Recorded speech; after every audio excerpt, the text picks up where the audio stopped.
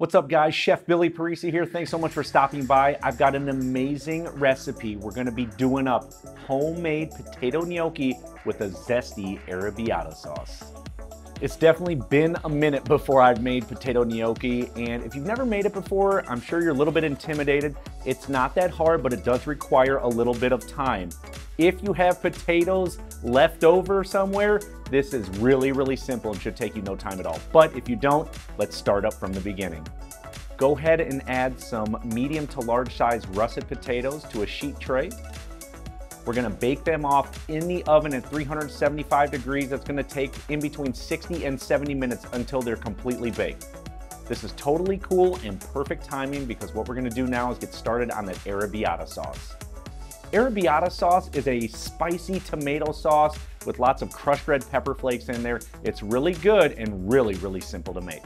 What we're gonna do is start off by dicing up some yellow onions. We're going to finely mince using a garlic crusher to finely mince up our garlic. Next, we're going to dice up some tomatoes. I've got some Roma, some vine ripe, some cherry tomatoes. We're gonna start by dicing up each of those. First the Romas. Next, the cherry tomatoes.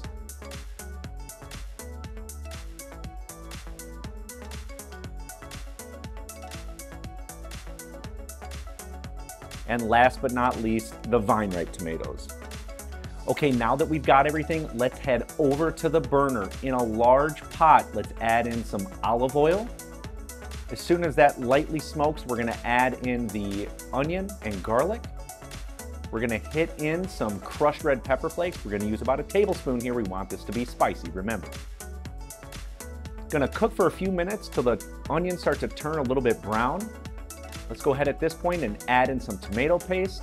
Give that a stir and sort of pince it so it gets that nice rust color. Now we're gonna add in our diced up tomatoes. We wanna let this stew and cook down for as long as possible, or for the duration of however long it takes to make these potato gnocchis. Arrabbiata sauce is stewing. Let's take a look at these potatoes. We're gonna take them out and let them sit for 20 to 30 minutes. We simply want them to cool down. You can absolutely hit them in the refrigerator if you want them to cool faster. Once they are cool, we're gonna use a paring knife to peel back the potato skin.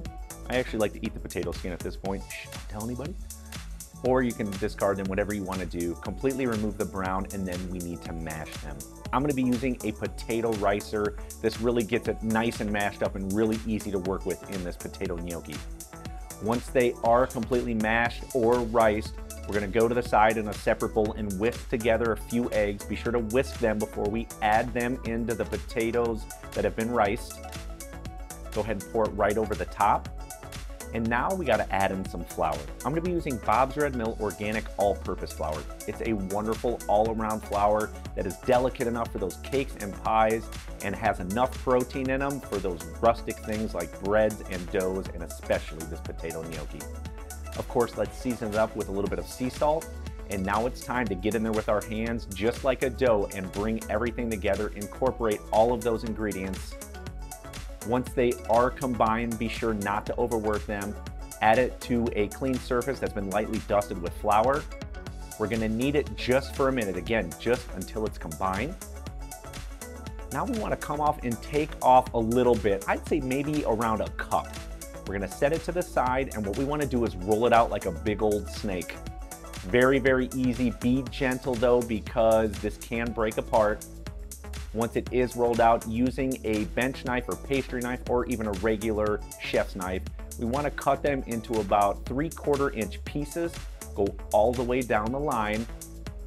And right now I'm going to use a gnocchi board. You absolutely do not have to use a gnocchi board. You probably don't even have one. You know me, culinary school grad, chef, I've got to have my gnocchi board.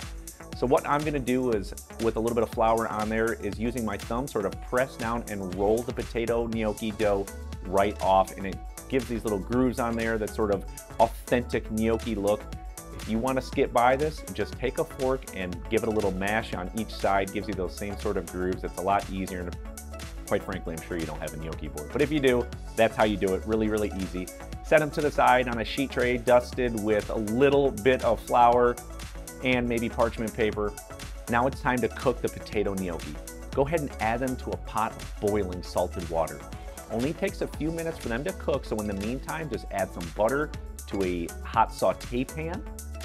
Go back over to the gnocchi, give them a little bit of moving around.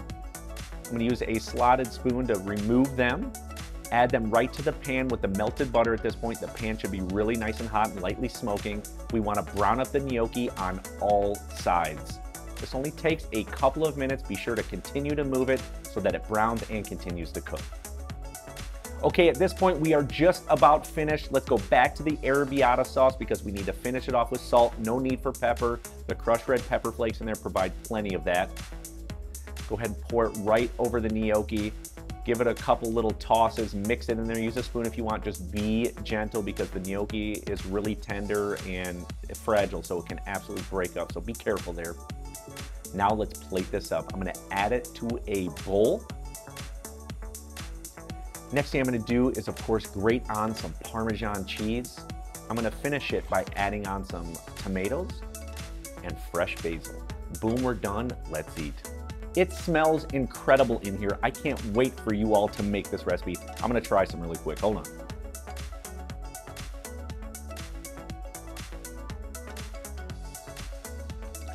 Perfectly cooked, tons of flavor. You got that nice crisp sear on the outside. It's tender in the inside.